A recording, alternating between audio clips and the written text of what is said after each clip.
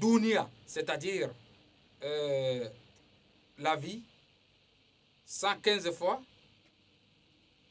Et encore, Allah a appelé le mot shaitan, c'est-à-dire le Satan, 88 fois, et l'ange, 88 fois. Mais pas les deux dans la même phrase, mais plutôt dans des phrases différentes, mais le total est égal à 88 fois.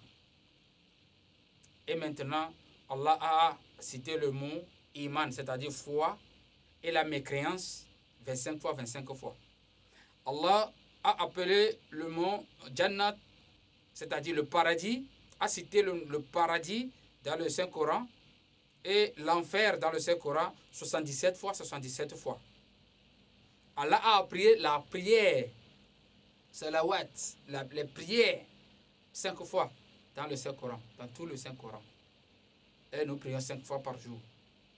Ça, il nous faut des mathématiciens pour comprendre. Et regarde le miracle là.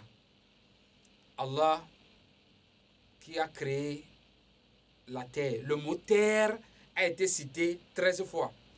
Le mot mer a été cité 32 fois. Lorsque nous faisons le 13 qui a la terre plus la mer 32 fois, les deux ça fait 45 fois.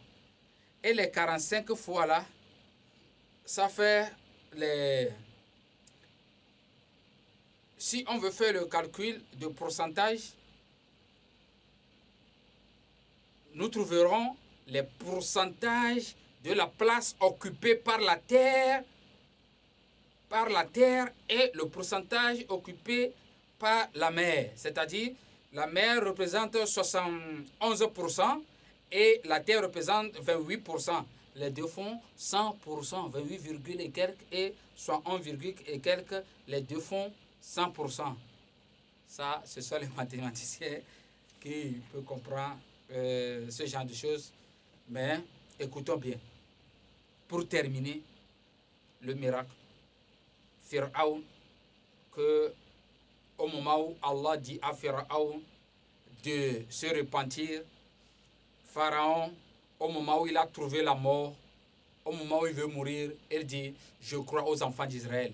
Et Allah dit, et c'est maintenant que tu dois croire aux enfants d'Israël, tu dois croire que je crois en Dieu des enfants d'Israël. Et Allah dit, c'est maintenant que tu crois à moi. Donc, aujourd'hui, nous allons sauver ton corps pour servir des preuves à des générations à venir. C'est comme ça Allah a dit dans le Saint-Coran. Donc, c'est au 19e siècle qu'on a trouvé les dépouilles du pharaon et avec l'analyse, avec les recherches, avec carbone 14, ils ont trouvé que c'est Ramsès II qui était cette personne. Et le Coran déjà dit aujourd'hui, nous avons le corps du pharaon.